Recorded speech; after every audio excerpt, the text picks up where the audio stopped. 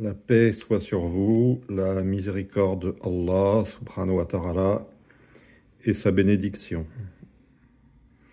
Nous nous sommes tous demandé un jour dans notre vie de croyants si nous étions sincères. Ou alors si on ne se l'est pas demandé, c'est qu'il y a un problème. Mais normalement, nous le sommes tous demandés. Les Sahaba, radiyallahu anhum, passaient leur temps à s'interroger sur leur sincérité. Donc c'est une question légitime et c'est une question que tout croyant doit se poser à un moment ou à un autre. Alors la sincérité. Déjà, qu'est-ce que c'est que la sincérité ? Si on raisonne en termes d'adoration, on va prendre la prière par exemple, qui est l'adoration mère, on va dire. Si on prend la prière, on se met debout, on fait les gestes de la prière, takbir, rukur, sujud. Ça, ce sont les gestes de la prière. Les gestes, on peut les faire, sans problème.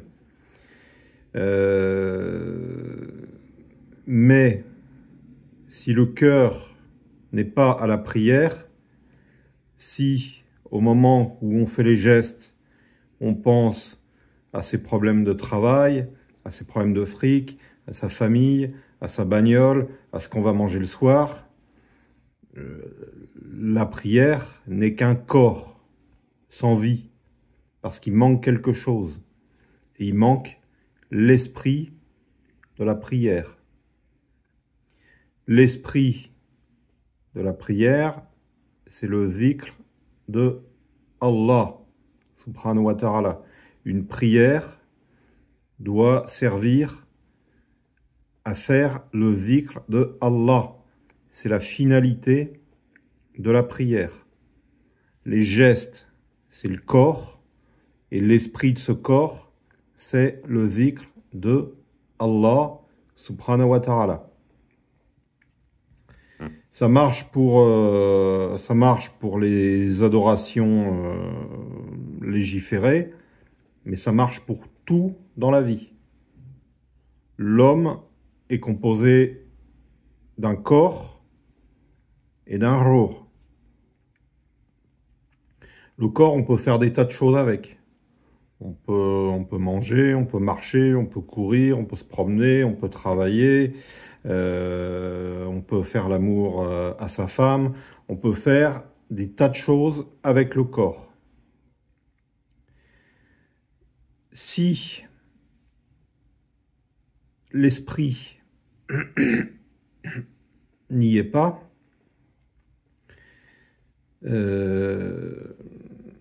c'est-à-dire si le zikr de Allah subhanahu wa ta'ala n'est pas dans ses gestes, ce sont des gestes perdus, qui n'ont aucune finalité, qui n'ont aucune portée dans l'au-delà. Parce qu'on le rappelle, nous sommes croyants. Et en tant que croyants, on croit à l'au-delà. Donc la finalité, c'est pas l'ici-bas, c'est l'au-delà. Donc soit on fait des gestes pour l'ici-bas, mais ils n'auront aucune répercussion dans l'au-delà, soit on a une vision sur l'au-delà, et on fait les gestes en se projetant vers l'au-delà. Et ce qui fait que ces gestes vont avoir une portée dans l'au-delà, c'est qu'ils vont être tournés vers Allah subhanahu wa ta'ala. C'est que ces gestes seront faits dans le rappel de Allah. Le zikr est l'esprit de la prière. Le zikr est l'esprit de la vie matérielle et du corps en règle générale. Si on fait toute chose dans le zikr de Allah, en se rappelant Allah, dans le souvenir de Allah, dans la remémoration de Allah, dans l'évocation de Allah, toute chose, quelle qu'elle soit, devient une adoration, une ibada. Sinon, ce sont des gestes perdus qu'on fait dans l'instant et qui n'auront aucune portée et aucune répercussion dans l'au-delà.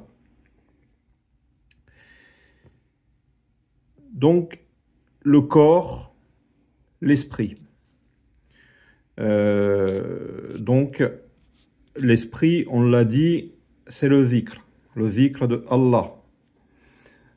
D'ailleurs, Allah, dans le Coran, mentionne le dhikr 83 fois.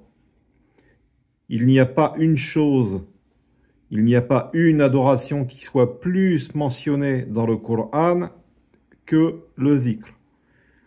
C'est dire que le dhikr est la finalité de toute chose, que ce soit nos actes d'adoration légiférés, la prière, la zakat, le hajj, etc., ou que ce soit tous les gestes de la vie quotidienne, puisque les actes d'adoration légiférés ne sont que des tremplins pour le reste de la vie. C'est censé nous donner l'élan, l'impulsion. Mais toute la vie doit être vécue comme une adoration. C'est-à-dire que nos corps doivent nous servir à véhiculer l'esprit.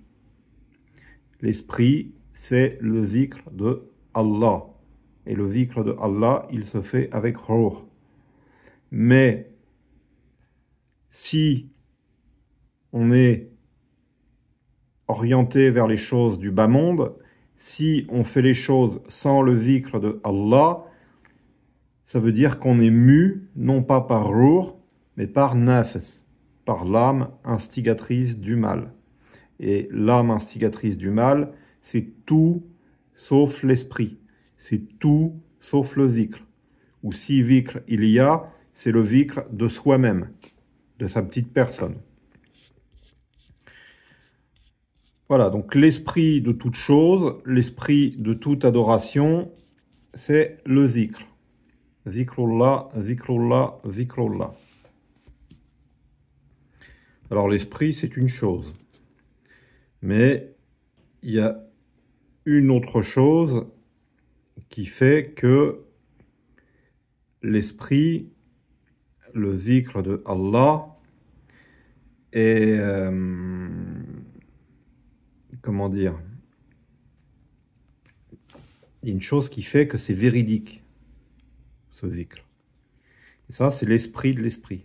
Donc, le dhikr, c'est l'esprit, et l'esprit de l'esprit, ça va être al-irlas, la sincérité.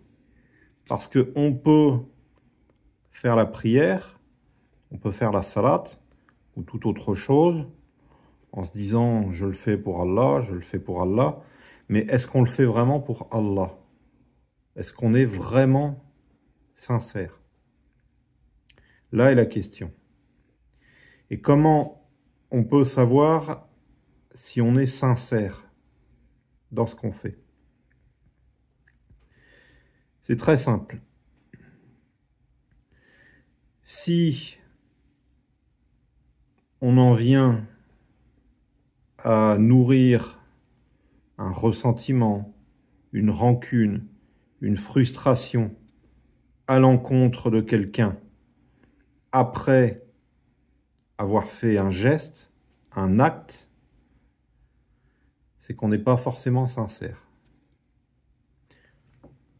Regarde-le, lui, je lui ai passé le salam, il m'a même pas répondu. Ah là là là là, dis pas merci surtout, je le laisse passer, il me dit pas merci. Quand je pense à tout ce que j'ai fait pour lui, oh là là là là, l'ingratitude. Voilà, on est déçu par les gens. On est déçu par les gens. Qu'est-ce que ça induit? Ça veut dire qu'on avait fait les gestes, les actes, les actions, non pas pour Allah, avec le souci réel de la recherche de la face de Allah, subhanahu wa ta'ala, ça signifie qu'on avait fait les choses pour soi. Ça veut dire qu'on attendait un retour, un quelque chose de la personne, de la reconnaissance, un témoignage d'attention ou d'infection, qu'importe. On attendait quelque chose de la personne.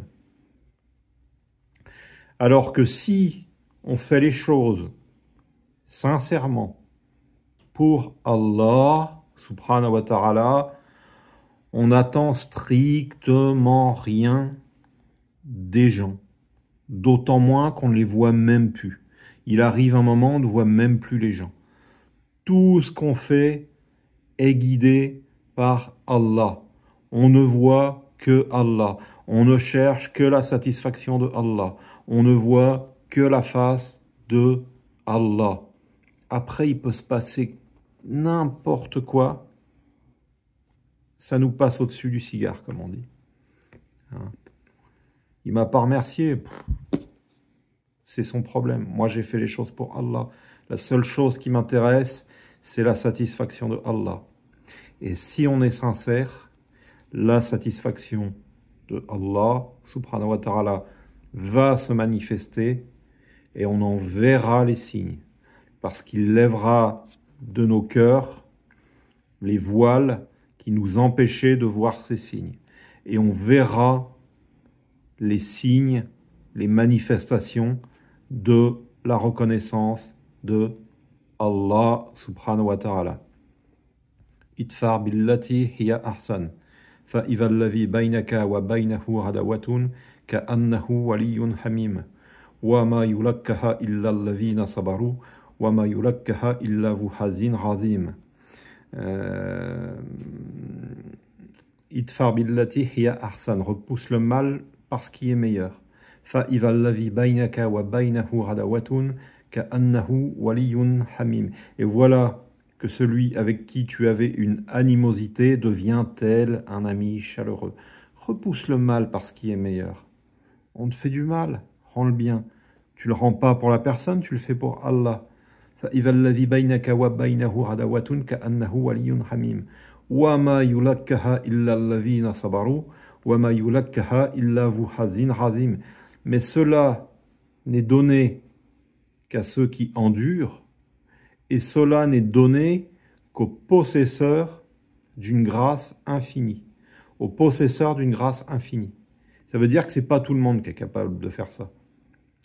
Ça implique un makam, ça implique un degré spirituel. Et le degré spirituel, ça implique un cheminement réel, un travail de purification de soi. Et un des témoins qu'on a fait ce chemin, qu'on a parcouru cette voie avec succès, c'est que on est capable de rendre le bien pour le mal. Des fois, il y a des choses qui sont insupportables. Des blessures profondes, des choses, on se dit, je pourrais jamais pardonner, ça, c'est pas possible. Mais si on a accompli ce cheminement de la foi, ces choses, on arrive à les pardonner. Et non seulement on arrive à les pardonner, mais en plus, on souhaite le bien pour la personne en face de nous. Elle nous a fait du mal, on lui veut que du bien. On n'a aucun grief, aucune animosité. On ressent à son égard que de la miséricorde, de la pitié, de la compassion. Puisque notre petite personne, elle s'est effacée, elle n'existe pas. On ne fait les choses que pour Allah. On a en face de nous une créature de Allah, subhanahu wa ta'ala. Allah, il aime toutes ses créatures. Si on recherche la satisfaction de Allah, on va chercher le bien de la créature qu'on a en face de nous. Allah, il est pardonneur, miséricordieux à notre égard. Pourquoi nous, on ne serait pas pardonneur et miséricordieux à l'égard des gens qui nous font du mal? Allah nous aime. Aimons-le comme il nous aime. Et pour ça, Soyons bons, doux, pardonneurs, miséricordieux envers ces créatures qu'il aime. Parce qu'il aime ces créatures. Allah, il aime tout le monde. Même celui qui t'a fait du mal. Même celui qui t'a blessé. Donc pour Allah, tu lâches l'affaire. Hein, tu passes l'éponge, comme on dit. Et pour Allah, tu pardonnes. Et pour Allah, tu es magnanime. Magnanime, ça veut dire que ton cœur, il est plus grand que le mal qu'on t'a fait. C'est-à-dire, et ça veut dire que ce mal qu'on a fait, ton cœur, il est tellement grand qu'il va l'absorber et que ce mal, il va s'y diluer comme une poussière dans l'espace infini. Voilà. C'est à ça qu'on reconnaît la sincérité. Si on se vexe, si on est frustré pour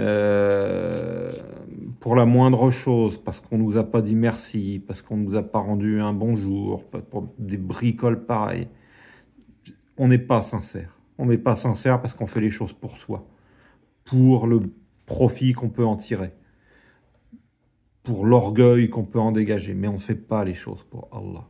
Quand on fait les choses pour Allah, on n'attend rien que de Allah. Mais surtout, on n'attend rien des gens. On n'attend rien des individus. On n'attend rien des créatures. Les créatures, ce ne sont que des leurres, que des mirages, que des illusions que Allah dresse, agite devant nos yeux pour nous éprouver, pour nous tester. Et la plupart du temps, dans 99% des cas, on s'en mêle les pieds dans le tapis et on se vautre comme des grosses bouses. Parce qu'on ne voit pas Allah, on voit que nous, nos petites personnes. Le jour où on verra Allah, le jour où on sera capable de s'élever au-dessus de nous-mêmes, alhamdulillah, alhamdulillah. Donc soyez vigilants, soyons vigilants. Et quand on a une frustration, ayons ce réflexe de nous dire, mais attention, pourquoi j'ai fait les choses? Pour qui? Est-ce que c'est pour moi, pour obtenir une satisfaction, ou est-ce que je les ai faites pour Allah? Voilà. Là est le signe de la sincérité. La sincérité, c'est l'esprit de l'esprit. Donc, l'esprit, c'est le dhikr. La sincérité, c'est l'esprit de l'esprit. Hein, donc, l'esprit, le dhikr, l'esprit de l'esprit, la sincérité. Et encore au-delà, il y a le secret de l'esprit. Mais ça, c'est un autre degré et on n'en est pas là. Barakallahu fikum wa jazakumullahu khayran subhana rabbika rabbil izzati amma yasifun wa salamun ala al-mursalin walhamdulillahi rabbil alamin. Assalamu alaykum wa rahmatullahi ta'ala wa barakatuh. Alors, de petites précisions par rapport à ma vidéo. J'ai parlé de la prière et c'est vrai que pour la prière, de prime abord, c'est pas évident de savoir si on est sincère. Parce qu'on peut très bien commencer sa prière avec la niya, l'intention de s'orienter vers Allah, et même pendant la prière, faire l'effort, faire le djihad, de ne penser à rien d'autre. Alors c'est une gageure, hein, c'est un défi. Hein. Je veux dire, personnellement, je pense pas y être jamais arrivé. Hein. Il y a nécessairement un moment dans la prière où l'esprit il part en live, hein, où on pense à une bricole du dunya et voilà. C'est voilà ceux qui y arrivent, alhamdulillah. Mais voilà. Donc on peut commencer sa prière avec cette niya, avec cette intention de se dire, je vais vraiment m'orienter corps et cœur vers Allah. Et qu'est-ce qui fait qu'on peut être convaincu qu'on a fait vraiment la prière avec sincérité? Voilà, on a fait sa prière avec cette niya, on a fini sa prière. Qu'est-ce qui peut nous indiquer qu'on a été sincère, que notre niya a été sincère? Eh bien, c'est tout simplement le comportement dans les à côté, dans la vie du quotidien. Si d'un côté, tu fais ta salat en étant concentré, orienté vers Allah, mais que d'un autre côté, tu te vexes parce qu'on ne répond pas à ton bonjour, je veux dire, c'est un état général. Hein. Si tu te vexes parce qu'on ne répond pas à ton bonjour, ça montre ton état général. Et si c'est ton état général, ça vaut aussi pour la prière.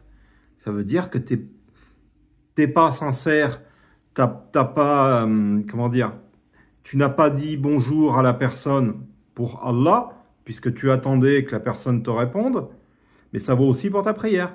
Si t'es pas sincère en disant le bonjour, t'es pas davantage sincère en faisant ta prière.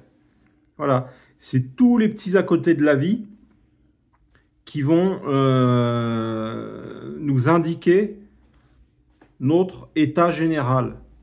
Et l'état général, il vaut pour tout. Il vaut pour les adorations, il vaut pour tout. Tous les gestes de la vie. Que ce soit les actes d'adoration légiférés ou que ce soit les gestes du quotidien. Voilà.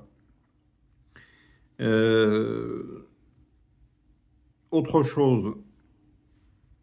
Donc, savoir pardonner. Itfar billati hiya ahsan, repousse le mal par ce qui est meilleur. Donc là, c'est pareil, hein, c'est une gageure, c'est quelque chose d'extrêmement difficile. Mais une chose qui peut nous aider, donc on cherche la satisfaction d'Allah, c'est quand on nous a fait du mal, c'est se dire, Allah, il nous a tous créés. Donc, d'une certaine manière, nous sommes tous les enfants, entre guillemets, de Allah. Alors, pourquoi j'utilise cette métaphore des enfants? La plupart d'entre nous, nous sommes des parents. On a des enfants, voire des petits-enfants. Et en tant que parents, si on a plusieurs enfants, il n'y a pas une chose qui nous fait plus mal au cœur de voir que nos enfants se déchirent. Ça, on le vit comme un drame. Le cœur, il est vraiment triste. Donc, Allah, c'est pareil. Quand il voit que ces créatures se déchirent, s'entendent pas, ça lui fait de la peine. Voilà.